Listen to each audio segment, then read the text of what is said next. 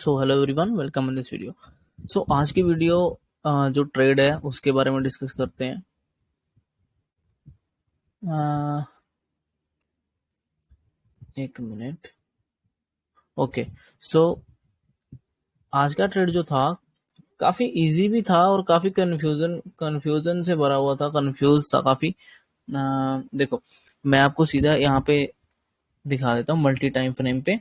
देखो हमारा इस पे व्यू क्या है। कल जो मैंने वीडियो डाली थी 1 घंटे की, शायद 50 मिनट की, उसमें मैंने बोला था कि हम निफ्टी 50 में डाउन साइड का ही थोड़ा देखेंगे, क्योंकि बाइंग साइड अब ये बहुत ज्यादा स्ट्रेच हो गया, तो इसमें ज्यादा और स्ट्रेंथ बचा नहीं, और 20,000 ऑलमोस्ट टच कर दिया, तो वहां से सेलिंग ही आने का ज्यादा प्रोबेबिलिटी है। ठीक है।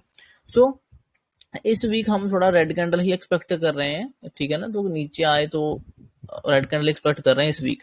तो आज जो कल जो कैंडल क्लोज हुई थी वो रेड कैंडल क्लोज हुई थी इनसाइड। मैं इसको थोड़ा सा जूम कर देता हूँ, थोड़ा सा बड़ा कर लेते हैं। ठीक है, ताकि आपको समझ आए। देखो, ये कल की रेड कैंडल क्लोज हुई थी, तो हमें पता है कि अगर वो रेड कैंडल के ऊपर खुलेगा, ठीक है, तभी वो बाइंग साइड में कन्वर्ट होगा। अगर वो बिल्कुल साइडवेज खुला, उसके नीचे ट्रेड करना शुरू किया, तो वो नीचे आ जाएगा। ठीक है ना, ये हमें हमें पहले से पता है कि हम इस तरह से इसको ट्रेड करते हैं। अब डेली चार्ट में तो क्लियर हो गया कि इसके नीचे ओपन ही हुआ है और इसके नीचे रहेगा तो वो सेलिंग में रहेगा, और एक सेलिंग का ही हम एक्सपेक्ट कर रहे थे कि थोड़ा सा और नीचे आना चाहिए इसको, है ना। तो उसी तरह से हमने इसको आज रेड कैंडल एक्सपेक्ट किया था, वही कैंडल बना है, वही कैंडल क्लोज हुआ है 1 डे चार्ट में। तो हमारा 1 डे का व्यू सब ठीक था, सब कुछ सही था। अब हम देखते हैं कि ये छोटे टाइम फ्रेम में कैसा दिखता है और क्या क्या कर सकते थे, क्या क्या हो सकता था, क्या हमने कुछ गलती करी कि नहीं करी, वो देखते हैं। ठीक है, ये देखो, ये हमारा चार्ट है, ये मैंने सेंड किया था। मैंने बोला था कि ये साइडवेज जोन है, इसमें इसके बीच में फंसा रहेगा, थोड़ा दिक्कत करेगा। ठीक है, लेकिन हमें पता है कि कल के दिन के हिसाब से हमें एक सेलिंग का ट्रेड देखना है। ठीक है, तो ये कल का ये लो था, ये ओपन हुआ यहाँ कहीं पे और नीचे डब्ल्यू बनाकर उठना शुरू कर दिया। ठीक है, ये वन वे जाकर उसको ब्रेक कर रहा था, किसको? कल की क्लोजिंग को। जो कल की क्लोजिंग थी उसको वन वे जाकर ब्रेक करने की कोशिश कर रहा, तो वहां से ऐसे तो ब्रेक करेगा नहीं। ठीक है, और दूसरी बात, ऊपर से ये ट्रेंड लाइन भी आ रही थी। ठीक है, ये ट्रेंड लाइन, ठीक है ना, तो ये ट्रेंड लाइन का भी रेजिस्टेंस बन रहा था यहाँ पे इस पे। ठीक है, मॉर्निंग में, और डेली चार्ट के हिसाब से भी डाउन साइड ही आएगा, और ये क्लोजिंग का भी रेजिस्टेंस बन रहा था। तो हमारे पास 2-3 रीजन थे कि यहाँ से हम एक सेलिंग का ट्रेड ले सकते थे। ठीक है, मैं इस स्ट्रीट ट्रेड मेरा मिस हो गया, क्योंकि मैं एक्सपेक्ट नहीं कर रहा था कि ये 10:30-11 बजे के करीब ही ब्रेक करना शुरू कर देगा।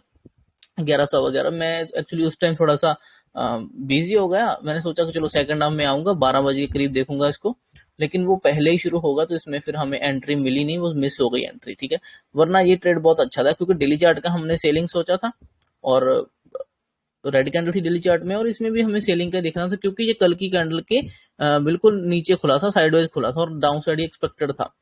सो ये ट्रेड सिंपल था जो मिस हो गया, वो हम कर नहीं पाए। ठीक है, इसमें क्या हुआ, देखो, इसने हाई लगाया, अच्छी सी रेड कैंडल मिली, फिर एक हाई लगाने की कोशिश करी, फिर एक वो रिजेक्शन मिला। जैसे ही इसने इस रेंज के नीचे शुरू किया ट्रेड करना छोटा सा, तो इसके अंदर एंट्री कर लेते। इसमें चाहे आप एम पैटर्न देख लो कहीं पे, जहाँ कुछ आप रेंज ब्रेकडाउन देख लो, जहाँ कोई हेड एंड शोल्डर दिख रहा है वो देख लो, कहीं भी आप इसमें छोटी सी रेंज में एंट्री कर सकते हो। लेकिन आपको जो स्टॉप लॉस है ना, वो थोड़ा सा बड़ा रखना पड़ता है, क्योंकि ये जो रेंज है, इस रेंज में कहीं पर भी वो ऊपर नीचे थोड़ा सा कर सकता है। ठीक है, थोड़ा ऊपर नीचे कैंडलें वीक लगा सकते, तो आपको उस हिसाब से स्टॉप लॉस रखना पड़ता है। तो ये इजी ट्रेड था कि यहाँ पे सिंपल एंट्री थी, इसके ऊपर स्टॉप लॉस था, और हमें ये एक मूव मिला यहाँ पे। ठीक है, और ये मूव देखो, इतना दूर से अगर वन वे इसको ब्रेक कर रहा था, तो इसे डायरेक्ट तो नहीं जा सकता था। हम एक्सपेक्ट कर रहे थे कि चलो ठीक है, अगर आ ही गया तो यहाँ से पुल बैक ले, है ना, पुल बैक लेकर फिर कंटिन्यू करे। ठीक है, अब पुल बैक हम कब तक वेट करते हैं? देखो, ये नीचे आया, फर्स्ट टाइम ऊपर जा रहा है, तो इसमें हम एंट्री नहीं करते। ठीक है, और इससे फिर से एक बार नीचे आता है, अगर जो फिर इसमें जो फिर से नीचे आता, तब भी एंट्री नहीं करना चाहिए। ठीक है, तब भी एंट्री नहीं करना चाहिए, थोड़ा देखना चाहिए कि ये अगर नीचे तो आ रहा है, कि किस तरह की कैंडल क्लोज कर रहा है या क्या कर रहा है, क्योंकि हो सकता है कि ये नीचे और वापस फिर ऊपर चला जाए, क्योंकि डब्ल्यू पैटर्न बनाने की कोशिश भी कर सकता है। तो हमें थोड़ा सा यहाँ पे रुक कर एंट्री करना चाहिए। अगर फ्लो में निकल गया तो फिर निकल गया, तो फिर क्या ही कर सकते, फिर उसको छोड़ देना चाहिए। और इसने वही किया, रेड कैंडल थोड़ी सी बनाई थी, लेकिन वापस अगली कैंडल उसके ऊपर क्लोज कर दी, और अच्छी खासी, और ये ऊपर की तरफ चला गया। ठीक है, सो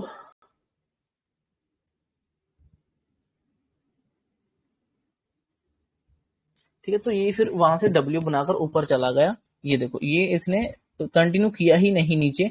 अगर आपने मान लो इस कैंडल में एंट्री कर भी लिया है तो मुझे लग रहा है कि थोड़ा सा आपको सोचना चाहिए था, क्योंकि ऑलरेडी हमारे हाथ से पॉइंट्स निकल चुके हैं। इतने सेलर्स जो यहाँ से एक्टिव हुए उनको इतने पॉइंट मिले, उनको अच्छा खासा प्रॉफिट मिल रहा होगा उनको, ठीक है, वो बुक करेंगे थोड़ा भी तो ये ऊपर की तरफ आ जाएगा, तो हम फंस सकते हैं इसमें, ठीक है। जब इतने पॉइंट निकल जाते हैं ना तब हमें फिर ट्रेड नहीं लेना चाहिए। यहाँ पे एंट्री फ्रेश बन तो सकती, बट हाफ क्वांटिटी में बनाना चाहिए था, अगर बनाया भी होगा किसी ने, जब अगर बनता भी तो यहाँ पर फुल क्वांटिटी नहीं लेनी, क्योंकि जो लोग यहाँ से बैठे उनको ये प्रॉफिट मिला, उनको आगे अगर और भी फॉल फॉल मिल गया तो वो बुक कर लेंगे, और हमारा यहाँ से फिर बड़ा रिस्क एंड रिवॉर्ड मैच नहीं करेगा। इन लोगों को 1:5, 6, 7 मिल रहा होगा, हम लोगों को 1:2 भी मुश्किल से मिलेगा, ठीक है ना। तो फिर वो लोग बुक करेंगे तो हम दिक्कत में आ जाएंगे। तो इसीलिए इसे देखो रिकवर किया इसने, वापस ऊपर आ गया, और फिर ऊपर 12 बजे करीब था, ऊपर आया और अंदर ब्रेकआउट किया इसने, क्लोज किया, तो उसके बाद फिर से धीरे धीरे ऊपर की तरफ चलना शुरू कर दिया। फिर इसने देखो पूरा टाइम इसने होल्ड किया इस रेंज को, मीन्स की वही रेजिस्टेंस को कह लो कि इसको इसी रेजिस्टेंस को होल्ड किया। अब आप देखो ना यहाँ से अगर वन वे जा रहा है तो वन वे जाकर तो ब्रेक नहीं कर सकता, इसने होल्ड किया वहां पर, होल्ड करके अगर ब्रेकआउट करता है तो हो सकता है ये निकले, ठीक है। ये देखो ये जो ट्रेंड लाइन था, एक मिनट अच्छे से ड्रॉ करना पड़ेगा, गलत हो गया, ऐसे इस तरह से कुछ ट्रेंड लाइन था, ठीक है। तो मैंने एक सोचा कि चलो ठीक है ये मल्टी टाइम टेस्टर तो है, अगर चला तो ये यहाँ तक का टारगेट देने की पूरी कोशिश करेगा। तो मैंने एक यहाँ पे ट्रेड प्लान किया था, ठीक है, क्योंकि सेलिंग का तो निकल गया था लेकिन वापस से इतना रिकवर कर गया वो एक्सपेक्टेड नहीं था, क्योंकि हम डेली चार्ट भी रेड में क्लोज एक्सपेक्ट कर रहे थे। तो ये ऊपर आया तो मैंने सोचा चलो एक यहाँ पे एक छोटा सा ट्रेड लेते हैं, क्योंकि ये रिस्की भी था, ठीक है ट्रेड। तो जैसे ही इसने ये ब्रेकआउट दिया ना कुछ टाइम के बाद, वॉलेटाइल करने के बाद, मैंने स्टॉप लॉस बड़ा इसीलिए दिया था क्योंकि ये इस तरह रेंज में वॉलेटाइल करने वाला था, ठीक है, डायरेक्ट तो नहीं जाने वाला था, थोड़ा वॉलेटाइल करता तो आपको स्टॉप लॉस हिट हो सकता था। वहां पे स्टॉप लॉस थोड़े से बड़े हो जाते हैं। वहां पे क्या करना होता है, अगर मान लो आपका 10 पॉइंट का स्टॉप लॉस है, ठीक है, आप 100 क्वांटिटी लेते हो, तो आप अगर स्टॉप लॉस 20 पॉइंट का बन रहा है तो आपको 50 क्वांटिटी लेनी है, आपको क्वांटिटी भी आधी करनी पड़ेगी, ठीक है। तो वहां से फिर ये नीचे की तरफ आ गया, और ये पकड़ना थोड़ा मुश्किल था क्योंकि वॉलेटाइल बहुत हो रहा था यहाँ पे, कोई आईटी सेक्टर में शायद ऊपर नीचे ज्यादा हुआ है कुछ। तो ये उतनी बड़ी रेड कैंडल, उतनी बड़ी ग्रीन कैंडल, फिर उतनी बड़ी रेड कैंडल, तो इसने यहाँ पे कंफ्यूज किया, ठीक है। मेरा भी यहाँ पे छोटा सा स्टॉप लॉस हिट हुआ। मैंने देखा ना कि जब ये इसने इस रेंज को ब्रेक नहीं कर रहा और इसने इस ग्रीन कैंडल से ब्रेक किया, और वो अगर मुझे जब फिर से ब्रेकआउट फेलियर होता दिखा तो मैंने उसको निकाल दिया था, ठीक है, यहाँ कहीं मैंने उसको फिर निकाल दिया। मुझे समझ आ गया कि नहीं अब ये दिक्कत करेगा, और इसको निकाला। फिर मैंने इसमें एक ट्रेड लिया था, शायद मैंने यहाँ पे ट्रेड लिया था एक, ठीक है, यहाँ पे ट्रेड लिया था, और ये ब्रेकआउट ब्रेक डाउन करने वाला था और ये दिख रहा था कि वो नीचे आएगा। तो ये फिर नीचे आया तो यहाँ पे हमें इजीली 25 पॉइंट तो मिल गए थे इजीली, ठीक है। वहां वही 5-6 रुपए का स्टॉप लॉस था इसमें। तो ये ट्रेड फिर भी थोड़ा सीख था, थोड़ा इजी था करने के लिए, क्योंकि ये नीचे की तरफ अब आ रहा आएगा तो ब्रेक कर देगा ऐसा दिख रहा था। बट आज का दिन काफी वॉलेटाइल था, ठीक है, काफी ऊपर नीचे हो रहा था, बट फिर भी अगर हम देखें तो हमारे डेली चार्ट के व्यू के हिसाब से बिल्कुल साइडवेज खुला था, नीचे का ये एक्सपेक्टेड था, तो हमें डाउन साइड के ट्रेड करने चाहिए थे। एक तो मॉर्निंग में ये वाला मिल चुका था हमें ट्रेड ये, ठीक है। उसके बाद अगर ये होता तो फिर हम दूसरा तो करते नहीं, ठीक है, नहीं तो फिर आप जब सेकंड हमें फिर से इसने इस पे होल्ड किया, रेंज पे होल्ड करने के बाद ऊपर ब्रेक कर नहीं पाया, फिर बड़ा सा कैंडल बना, नीचे क्लोज हुआ, इट मीन की ये रेंज जो बनी थी ये नीचे को ब्रेक डाउन होकर क्लोज हो गई, तो फिर यहाँ पे एक ट्रेड सेलिंग का बन सकता था। तो ये कि ये फिर हमने कैप्चर किया।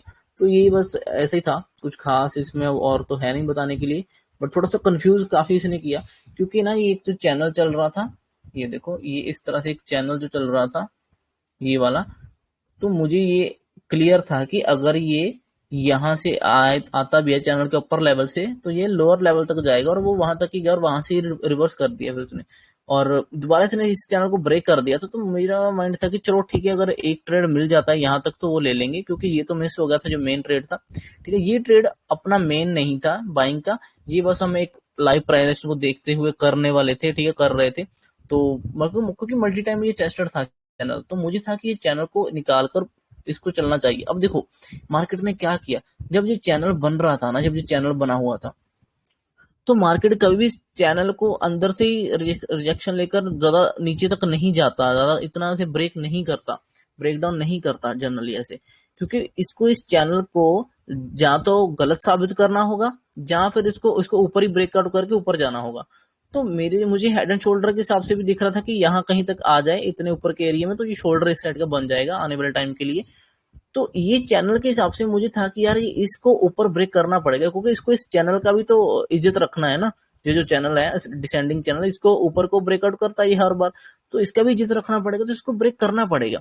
तो इसने वही किया, इसने ब्रेक किया, ऊपर चलने की कोशिश करी, ठीक है, ब्रेकआउट देखो, उसके बाद उसको फेल बना दिया, फेल बनाकर उसको फेल ब्रेकआउट करके फिर इसने फॉल्स सिग्नल ऊपर का जो बाइंग का दिया दिया, उसके बाद नीचे आ गया। तो मैं अब समझ गया कि ठीक है, अगर ये चैनल ऊपर को, देखो मार्केट को ऊपर तो जाना नहीं है, कोई डेली चार्ट क्लियर बता रहा है, वीकली चार्ट भी बता रहा है कि हमें ऊपर नहीं जाना है, ठीक है, बट ये चैनल जो गलती से बन रहा था, ये बन रहा था डिसेंडिंग, तो इसको तो हमेशा ऊपर ही ब्रेक करना होता है ना। तो इसको इस चैनल का भी इज्जत रखना था, और मार्केट को अपने डेली चार्ट के हिसाब से नीचे भी आना था, वो उस चीज का भी इज्जत रखना था, प्राइस एक्शन का। तो मार्केट ने क्या किया, मार्केट ने नया रास्ता अपनाया, इसने क्या ब्रेकआउट दिया, ऊपर को ब्रेकआउट के होल्ड किया, सबको लगा कि ब्रेकआउट हो चुका, ब्रेकआउट होगा ये वो, ठीक है, उसको मैं सबको फंसाकर उसके बाद उसने नीचे क्लोज किया और अंदर की तरफ आ गया।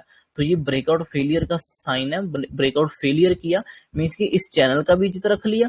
कहने को अब हम सबको कहने को ये होगा कि इस चैनल ने ब्रेकआउट तो किया था, बट वो सस्टेन नहीं किया, जब वो फेल हो गया तो अंदर आ गया, समझ रहे हो ना मेरी बात। तो ये इसने एक लॉजिक दे दिया इस चैनल को, ताकि हम इस चैनल को गलत साबित ना करें, ठीक है, इसको माने कि ठीक है चैनल तो था, जो भी था, इसको ब्रेक किया, लेकिन वो नहीं चला, उसका फेल हो गया, ये वो है ना, तो हमें एक रीजन दे दिया इसने। तो अब हम इस चैनल को गलत साबित नहीं कर सकते। अगर ये अंदर से इतना नीचे आ जाता तो हमें लगता कि यार चैनल तो कितना ही ऐसे तो नहीं चलता, अंदर अंदर कितना दूर तक जाएगा, तो हमें वो रीजन, तो इसने मार्केट में एक रीजन दे दिया। मार्केट ने डेली टाइम फ्रेम के अपने कभी इज्जत रख लिया कि उसको पता है नीचे तो आना ही है। अब एक और बात देखो, अगर आपका व्यू सही रहता, जैसे हमें पता है कि कल की रेड कैंडल है, वीकली चार्ट भी हमें वीक दिखा रहा है क्योंकि स्ट्रेच हो रखा था ऊपर को, तो डेली चार्ट भी यहाँ पे रेड कैंडल में था, तो हमें था कि अगर इसके नीचे ट्रेड करेगा, साइडवेज खोलेगा कैसे भी, तो वो नीचे आएगा, तो नीचे ओपन हुआ, तो आज नीचे का डेली कैंडल एक्सपेक्टेड था। अगर डेली कैंडल आपको नीचे का एक्सपेक्टेड है ना, तो ऊपर के ब्रेकआउट को ज्यादा ज्यादा वो नहीं देना है, ठीक है, ज्यादा मतलब कि प्रेफरेंस नहीं देना, क्योंकि ऊपर के ब्रेकआउट को हो सकता है कि वो फेल हो जाए, क्योंकि डेली चार्ट का व्यू अलग है, तो वो फेल भी हो सकते हैं, ठीक है। तो नीचे तो मैंने इसलिए बोला था कि ये रिस्की ट्रेड है, इसमें क्वांटिटी भी कम लेना है, क्योंकि एक तो हम व्यू के अगेंस्ट जाकर ट्रेड ले रहे हैं, तो उस हिसाब से क्वांटिटी में तो छोटी सी क्वांटिटी थी, कुछ खास इसमें वो नहीं था, ठीक है। आज मेरा वैसे ट्रेड करने का मूड भी नहीं था, क्योंकि साफ दिख रहा था कि आज वोलेटाइल होगा, तो मंडे को मैं देखना चाह रहा था कि क्लोजिंग कैसी करता है, बट ठीक है, फिर भी ये इजी ट्रेड था, थोड़ा ठीक था ये भी ट्रेड, और बाद में फिर ये भी अच्छा था। यहाँ पर हमने एक बैंक ऐसे लिया था छोटी क्वांटिटी में, क्योंकि लगा कि चलो ठीक है जाएगा तो ये यहाँ तक आ जाए, ताकि मुझे ना ये दिख रहा था, देखो मुझे ये दिख रहा था कि ये बनेंगे हेड एंड शोल्डर, ऐसे इस साइड का ये शोल्डर ना प्रॉपर, तो ये हेड है, तो मुझे था कि ठीक है नीचे तो आ चुका, अब यहाँ से यहाँ तक कहीं पे ये शोल्डर बनाए ना तो बहुत अच्छा हो जाएगा। तो मैं यहाँ तक इसीलिए एक्सपेक्ट कर रहा था कि एक शोल्डर बनाकर नीचे आ जाए ना, तो अच्छे मूव मिल जाता, क्योंकि नीचे का जो सपोर्ट तो इतना जल्दी से टूटने वाला नहीं था। अगर यहाँ से गिरता तो ये इजीली यहाँ तक आता, हमें बड़ा मूव मिल जाता यहाँ पे। बट ठीक है, चलो कोई बात नहीं, अच्छा था जो भी था ट्रेड, ठीक है। आई होप कि कुछ समझ आया होगा कुछ इस चीजों में कि क्या क्या सीन था, किस तरह से। देखो डेली चार्ट रेड में क्लोज है, वीकली भी नीचे ही है, सो ठीक है, आई होप समझ आया होगा। Thank you so much for watching this video guys, bye.